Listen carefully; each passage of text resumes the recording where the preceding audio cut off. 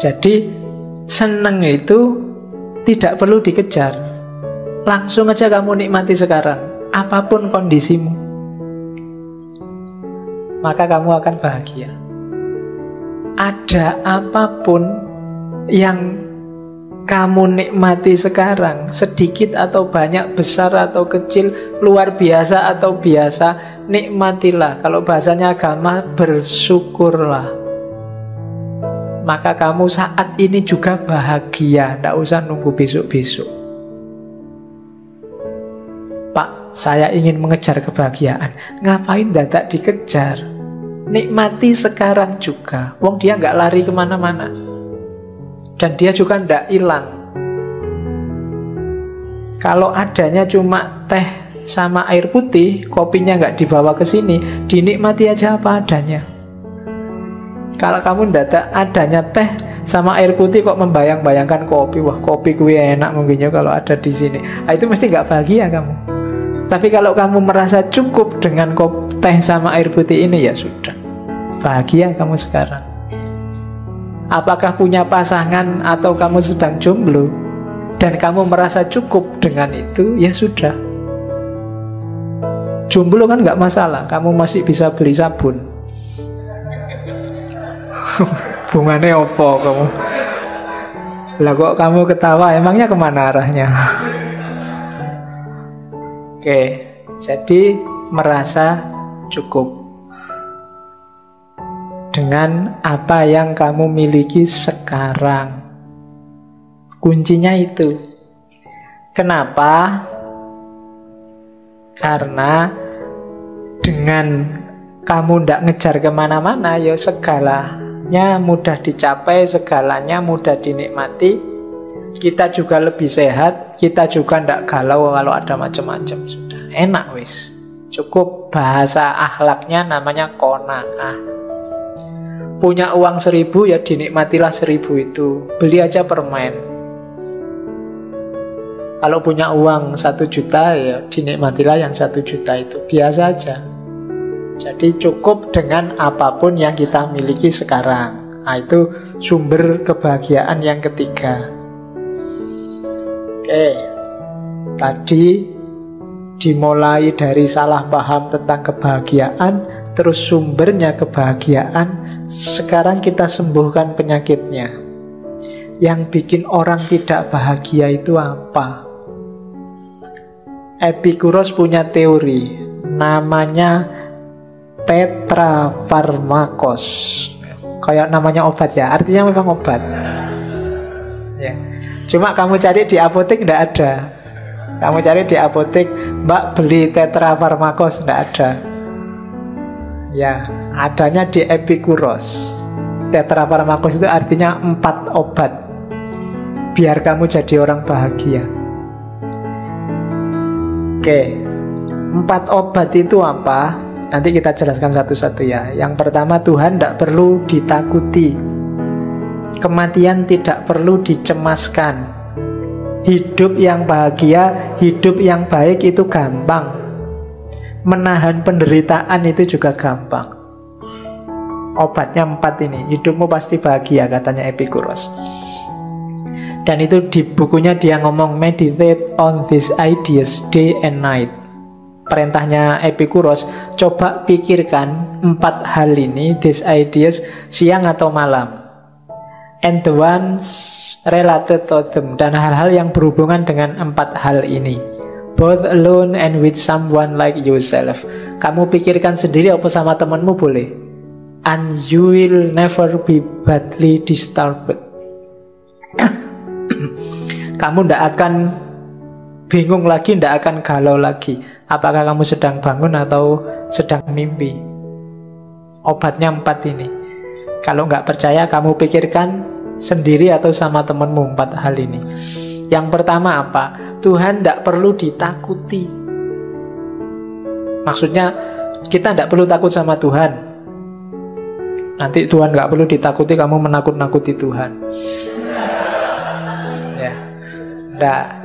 Jadi kenapa Epikuros ngomong gini? Karena sebagian besar kita nama relasinya sama Tuhan itu relasi takut.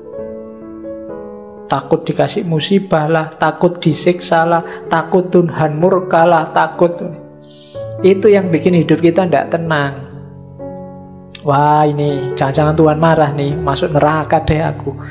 Wah, jangan, selalu takut kita sama Tuhan. Katanya Epikuros, ini sumbernya hidup kita galau. Gitu loh. Takut ada gempa, takut ada gunung meletus. Ini kalau Tuhan marah, ada banjir, ada gempa, ada gunung meletus. Wah, ini Tuhan sudah murka ini sama kita. Kan selalu begitu kita sama Tuhan. Katanya Epikuros, ini sumber kegalauan. Jangan takut, katanya Epikuros. Tuhan itu bukan sumber bencana. Kalau bis kan ada sumber kencono, sumber bencono itu kan, ya Tuhannya bukan sumber kencono itu. Jangan diposisikan Tuhan sebagai sumber bencana. Itu yang bikin relasi kita cuma rasa takut. Katanya Epikuros, bencana yang terjadi itu jangan mengkambing hitamkan Tuhan. Itu ada rumusnya sendiri. Sudah ada hukum alamnya, ada sunatullahnya. Kenapa kok ada bis masuk jurang?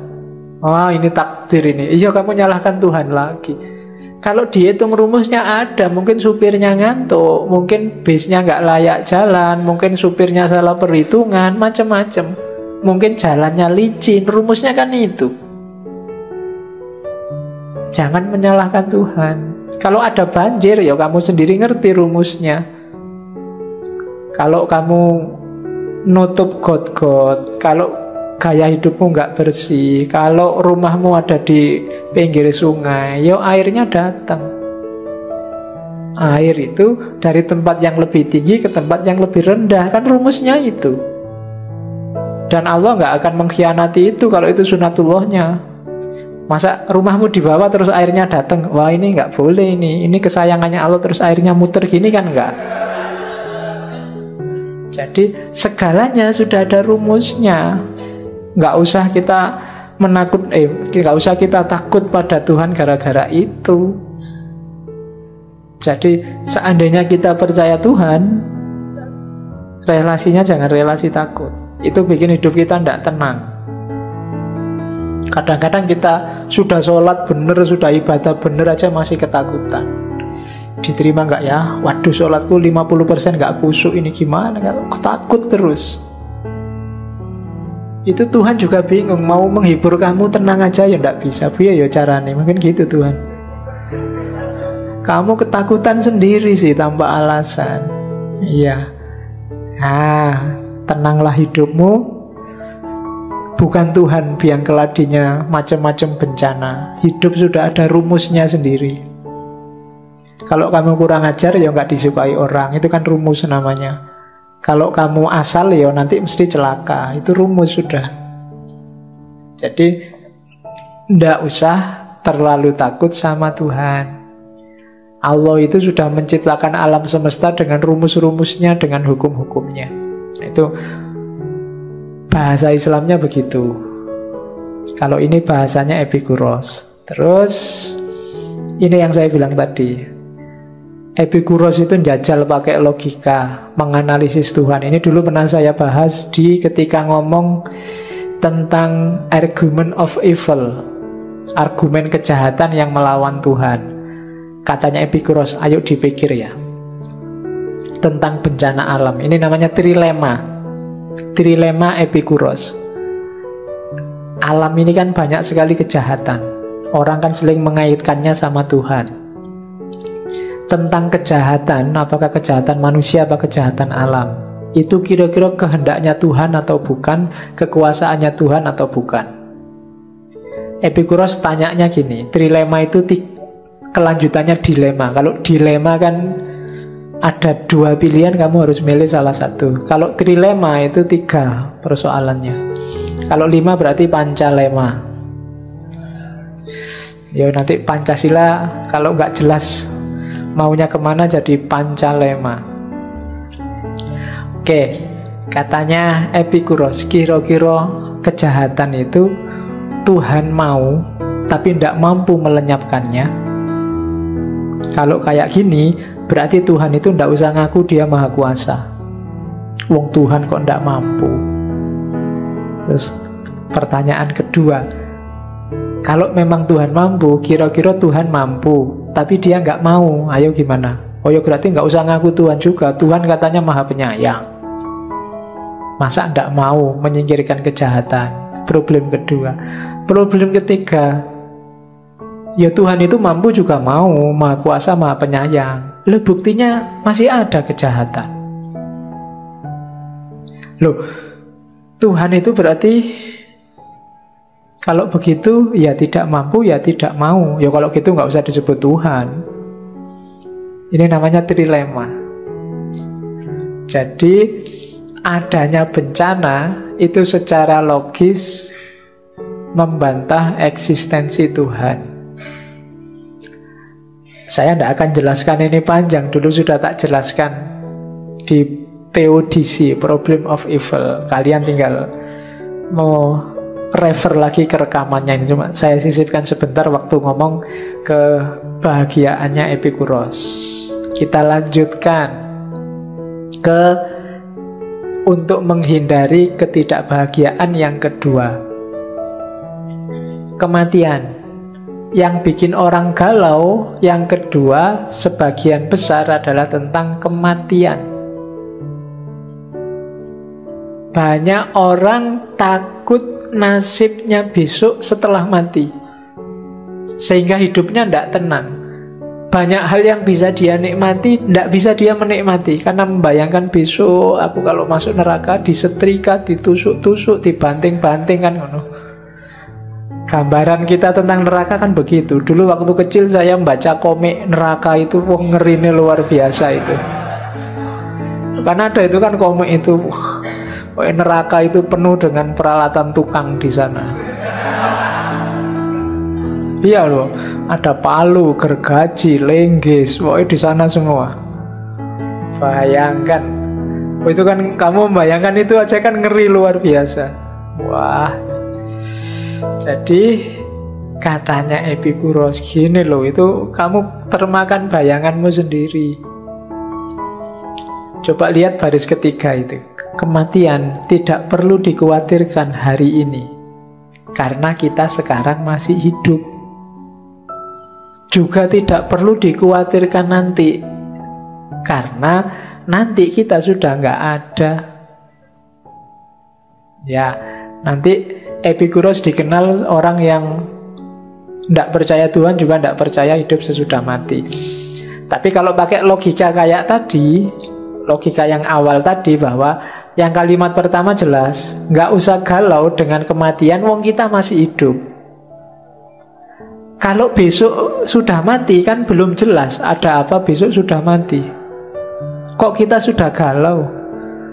Belum-belum, ya belum-belum itu bahasa Jawa ini durung-durung. Tidak tahu di bahasa Indonesia baku apa ndak itu. Belum-belum kok sudah takut itu. Durung-durung kok wis wedi gitu. Ya, kayak mahasiswa nulis skripsi, para petani pagi hari pada berangkat ke sawah. Itu kan pada berangkat ke sawah, oh podo mangkat ning sawah. Itulah ya kan, berarti aku sing nulis Jawa asli itu kan. Tak bahkan kok kalimatnya ada padanya, pada berangkat ke sawah. Tak pikir-pikir, oh maksudnya podo mangkat ning sawah. Ya kan sering mahasiswa itu ngono, kelihatan aslinya. Jadi besok setelah mati kan kita tidak tahu situasinya di sana kayak gimana. Kok sudah takut? Sementara sekarang kita jelas masih hidup. Jadi ya wes nggak usah dibikin sumpek. Kalau kita hidup baik sekarang, ya besok insya Allah ya baik lah. Jadi nggak usah galau dengan kematian. Itu kan kayak semboyannya Gontor itu loh. Gontor kan punya semboyan, berani hidup apa? Yang Gontor kan banyak. Jangan takut mati. Oke, kalau takut hidup, mati saja. Jadi jangan takut hidup, juga jangan takut mati. Biasanya orang yang sudah putus asa itu tidak berani hidup. Sementara orang yang sukses biasanya tidak berani mati. Sumber galau kita di situ. Kita uripe ki wedi terus. Tidak ada yang bikin kita santai. Takut terus, sama Tuhan takut, sama hidupnya sendiri juga takut. Sama masa depan yang tidak jelas kita juga takut. Besok jadi apa ya kita? Ya besok ya dilihat besok. Kamu galau untuk besok kok mikirnya sekarang. Nah itu kesalahan kita di situ, katanya Epikuros. Kematian gak perlu dikhawatirkan sekarang, karena kita masih hidup. Dan juga gak perlu khawatir nanti, karena nanti itu kita sudah gak ada, kita sudah mati. Jadi kematian tidak perlu dicemaskan. Singkirkan kecemasan itu. Mati itu kan berakhirnya pengalaman indrawi, katanya Epikuros. Kita takut sakit, kita takut, itu kan indrawi. Begitu kita mati, jasad indrawi kita sudah selesai, sudah mengurai, sudah dikubur, sudah selesai. Seandainya ada rohani, ya nanti roh itu kan yang masih ada. Epikuros ini kalau dalam filsafat pewaris atomisme Demokritos. Dia percaya bahwa hidup ini modelnya adalah atom. Isinya cuma dua, atom sama kekosongan. Jadi nanti susunan-susunan atom inilah yang bikin alam semesta ini macam-macam. Susunan atom tertentu melahirkan kayu, atom tertentu melahirkan batu, struktur atom tertentu melahirkan manusia, dan seterusnya. Atom-atom ini sifatnya abadi kalau di atomisme, dan itu diwarisi oleh Epikuros dari Demokritos, filosof Yunani awal, filosof alam. Kalau kalian susah menggambarkan atom, bayangkan mainannya anak kecil-kecil, Lego. Lego itu kayak atom macam-macam itu, Legonya sama, cuma kombinasi-kombinasi Lego itu bisa melahirkan barang macam-macam. Bisa jadi robot, bisa jadi kapal, bisa. Itu karena cara nyusun Lego. Itu kombinasi antara Lego dengan ruang kosong. Nah, alam semesta juga begitu. Bahannya namanya atom, nanti konstruksi macam-macamnya melahirkan isinya alam semesta ini. Itu atomismenya. Sengaja nggak saya angkat di sini, kapan-kapan kalau kita ngomong metafisika yang masuk ke atomisme. Jadi yang kedua, untuk bahagia nggak usah takut mati. Yang pertama, nggak usah takut Tuhan. Yang ketiga, nggak perlu terlalu dalam mikir mencari bahagia. Untuk bahagia itu mudah. Cara untuk bahagia apa? Nikmati hal-hal sederhana di sekelilingmu secukupnya, jangan berlebihan. Perhatikan kata-kata sederhana dan secukupnya. Sederhana, tapi kalau kamu menikmatinya berlebihan, tidak akan lahir nikmat. Minum air putih itu sederhana, tapi kalau kamu overdosis air putih, sama, masuk rumah sakit juga. Kalau nggak percaya boleh dicoba. Sekali minum sak galon misalnya. Itu sederhana. Alah Pak, cuma air putih aja kok. Iya, nuing sak galon. Ya tetap rumah sakit hasilnya. Jadi bahagia itu nikmatilah hal-hal kecil. Punyanya apa ya itu dinikmati. Punyanya HP jadul ya ndak apa-apa HP jadul. Punyanya HP zaman dulu bisanya cuma buat SMS, ya wis SMS-an aja ndak apa-apa. Nggak masalah. Nggak bisa buat internetan Pak, ya nggak usah mikir, nggak usah bercita-cita internetan kalau HP-nya jadul. Yang bikin galau itu kan HP-mu, HP jadul, keinginanmu untuk surfing dan main game internet yang susah itu. Ya mesti aja terus kamu galau. Kamu hidupnya di sini, cita-citamu kawin sama artis Hollywood, ya itu hidupmu galau. Kamu nggak menikmati yang sekelilingmu. Nikmati aja yang di sekelilingmu, yang kecil-kecil, yang sederhana, dan menikmatinya juga secukupnya, nggak usah berlebihan. Sudah selesai dan kamu bahagia. Oke. Terus, dan nggak usah takut, Pak, gimana kalau hal-hal kecilnya kita nggak punya? Nggak, pasti punya. Dan katanya Epikuros, hal yang menyenangkan sederhana itu biasanya lebih mudah kita peroleh. Nafas, paling nggak kan, ambekan itu kan gratis. Bisa kamu ambil kapanpun, kamu buang kapanpun juga boleh. Ya kan? Ambil nafas gratis, alhamdulillah masih bisa bernafas. Jangan sampai lupa loh ya. Ya, kalau lupa gawat itu, bernafas saja lupa. Kalau lupa akan ada yang nyuruh. Kalau lupa bernafas kamu pakai headset. Headsetnya bunyinya tarik, lepaskan, biar nggak lupa. Jangan sampai lupa bernafas. Itu kan gratis. Teman, loh, temanmu ini sebanyak ini kan teman semua, nikmatilah. Punya kenalan di kelas, nikmati itu maksudnya bukan kok. Ya, jadi pikiranmu mesti merono kalau bahasanya. Jadi, banyak hal gratis sekelilingmu. Ngaji aja kamu dapat minum gratis, nikmati. Jadi yang sederhana dan enak itu mudah sekali kamu capek. Bahasanya Epikuros, alam ini menyediakannya bahkan berlebih untuk dirimu. Cuma kamu aja sering rewel, cerewet, minta yang lebih, menginginkan yang di luar jangkauanmu. Ya mesti wae hidupmu terus sumpek. Jadi rumusnya orang bahagia itu simple. Nikmati yang sederhana dan gratis dan secukupnya di sekelilingmu. Sudah kamu bahagia.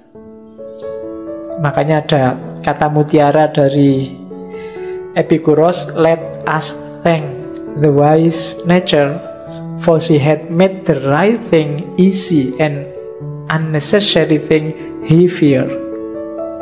Mari kita berterima kasih pada alam yang bijaksana, karena alam menyediakan hal-hal yang baik, mudah diperoleh, dan hal-hal yang tidak penting lebih susah diperoleh. Tadi kan ada yang natural tapi natural penting, ada natural tidak penting, ada tidak penting. Kalau kamu jeli, yang tidak penting itu kan lebih susah diperoleh. Yang tidak alami juga lebih susah diperoleh. Yang natural lebih mudah diperoleh. Itu wise-nya nature katanya. Ya kalau kita hari ini, itulah kebijaksanaannya Allah, kebijaksanaannya alam. Kalau hidupmu mulai susah, kamu mulai bingung meraih sesuatu kok susah, berarti ada yang kamu sedang mengejar yang tidak natural. Kalau kamu mengejarnya yang natural-natural, biasanya lebih mudah. Dan itu sudah rumusnya alam. Maka terima kasihlah pada alam. Yang baik itu mudah diperoleh, dan yang tidak penting itu lebih susah diperoleh. Kalau sebaliknya mungkin kita akan pusing. Jadi ini antitesisnya lagunya Omar Irama itu ya. Kalau Omar Irama kan yang enak-enak susah diperoleh, yang ya kan, mengapa yang enak-enak sih ya susah diperoleh. Itu nyanyiannya setan begitu. Nah kalau nyanyiannya alam, justru yang enak itu mudah diperoleh, yang simple itu mudah diperoleh. Jadi itu Epikuros. Oke, yang bikin sumpekan ini, kita tidak pernah merasa cukup kayak tadi. Nothing is enough for the man to whom enough is too little. Tidak ada yang cukup. Memang bagi orang yang cukup itu baginya terlalu sedikit. Ya kurang terus berarti. Dan orang kayak gini tidak akan bahagia. Maka punyalah batas yang namanya cukup. Pas. Nah, mau apa-apa kamu nggak perlu nyari yang berlebih, carilah yang cukup saja, yang pas-pas saja. Mau punya mobil ya pas, duitnya ada. Mau punya rumah banyak ya pas. Yang susah itu orang yang nggak punya batas. Misalnya, Pak, saya ingin sukses. Rumuskanlah suksesmu itu batasnya apa? Punya pekerjaan saja, atau pekerjaan yang gajinya sekian, atau apa? Kalau sudah terpenuhi, ya sudah, syukurilah. Kelemahan kita biasanya, batas kita selalu mulur. Itu filsafat kebahagiaannya Surya Mentaram kemarin. Sumber kegalauan kita adalah kita selalu mengulur batas, bikin kita tidak pernah bersyukur. Pak, saya cuma pengen punya kerjaan aja sudah bersyukur. Begitu dapat kerjaan, gajinya harusnya nggak sekian, Pak. Saya pengennya gajinya lebih tinggi. Begitu gajinya agak naik, ya saya pengennya, ya karirnya jangan serendah ini lah, Pak. Naik-naik dikit lah jadi pimpinan cabang atau apa. Nggak ada batasnya. Ketika kamu nggak kenal batas, nggak akan kamu ketemu kebahagiaan. Rumusnya untuk bahagia, ketahuilah batas. Karena nothing is enough for the man to whom enough is too little. Jadi kenali batasmu. Begitu kamu nggak kenal, hidupmu akan terus-menerus galau. Galau itu kan nggak enak. Sumpek mau ngapa-ngapain nggak enak. Padahal saat ini juga kamu bisa nyaman, kamu bisa bahagia. Kebahagiaanmu ternyata sumbernya kamu menginginkan yang di luar jangkauan. Itu yang bikin kita tidak bersyukur, sehingga sumpek terus. Yang ketiga, sebenarnya kita itu bisa kok menanggung kesulitan hidup, asal tidak cengeng. Kita biasanya terlalu melankolis, terlalu cengeng menghadapi musibah, sehingga rasanya berat. Katanya Epikuros, begitu kita dapat musibah, rumus pertama biar musibah itu terasa ringan, apa? Terimalah apapun yang terjadi, yang diberikan oleh alam semesta pada kita. Apapun yang menimpa kita, terimalah, maka tidak ada yang berat. Dikasih sakit, diterima saja, dicari obatnya sesuai kapasitasnya, maka tidak berat. Yang berat itu kalau kita memberontak, melawan, itu yang sumbernya penderitaan jadi berat kan itu. Waduh, nilaiku kok jatuh ya, terus kamu memberontak, ndak terima, masa nilaiku jatuh gini, harusnya aku ning kelas paling pinter, dan kamu galau di situ. Padahal ya sudahlah, diterima, besok belajar lebih keras lagi, simple, selesai penderitaanmu. Tapi kalau kamu panggul terus, kamu berontak terus, jadinya berat. Terimalah dulu, akuilah. Ada orang yang tidak ngakui kan kalau hidupnya berat, tidak ngakui kalau dirinya sedang sakit. Mohon maaf ya, saya ngantuk, tak tidur dulu, diterima aja. Nggak usah bertahan mati-matian melek. Kalau ngantuk ya ngantuk aja, biasa aja. Terimalah yang diberikan oleh alam. Yang pertama itu. Yang kedua, ingatlah yang warna kuning itu. Segala yang terjadi tidak harus sesuai dengan kehendak kita, keinginan kita. Demikian juga tidak harus tidak sesuai. Alam semesta punya rumus sendiri yang bikin kita merasa tidak kuat nanggung kesulitan hidup, karena kita bikin rumus sendiri. Kalau sekeliling kita cocok sama keinginan kita, ya sudah. Kalau tidak cocok, ya sudah. Lebih nyaman untuk hidup. Yang bikin berat itu tadi, kamu berontak.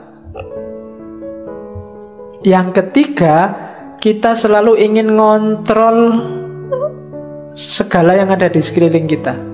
Seolah-olah kita sutradaranya. Itu yang bikin kita galau, bikin kita merasa menderita. Seolah-olah yang di luar kita harus kita yang nyetir. Kita ingin ngatur terus. Harus begini, harus begitu, harus begini, harus begitu. Seandainya kita ngatur 10, mungkin ada 3 yang gagal. Dan kita galau gara-gara 3 ini. Itu sering. Jadi rumus yang keempat, Tidak sulit sebenarnya menanggung kesulitan itu. Yang bikin sulit kita sendiri. Ya kayak tadi bahasaku, kita sering cengeng. Cengeng itu tidak terima, memberontak, menganggap bahwa segalanya harus sesuai keinginan kita. Itu sumbernya sakit. Oh, siapa kita? Pokoknya harus begini, pokoknya harus begitu. Nah, itu namanya tidak paham rumusnya hidup, katanya Epicurus. Hidup itu ya tidak selalu sesuai dengan keinginan kita, juga tidak selalu tidak sesuai. Kadang sesuai, kadang nggak sesuai. Itulah hidup. Jadi rumusnya itu, besok Ahok jadi gubernur apa enggak, ya kamu tidak usah galau. Kalau gagal ya tidak apa-apa, jadi juga tidak apa-apa. Wong memang kita manusia, kita bukan sutradara untuk hidup kita sendiri. Jadi rumus yang keempat, tidak sulit kok untuk menanggung kesulitan hidup. Karena ada orang yang merasa, wah tidak kuat ini sudah di luar batas. Enggak, masih di dalam batasmu, jangan khawatir. Asal kamu nggak cengeng aja. Jadi jangan takut sama Tuhan. Jadi Tuhan jangan terlalu ditakuti. Dia maha penyayang kok, jangan khawatir. Yang kedua, jangan takut sama sakit, sama kematian. Yang ketiga, hidup itu simpel kalau ingin bahagia. Yang keempat, untuk menanggung kesulitan juga pasti kamu kuat, kecuali kamu cengeng.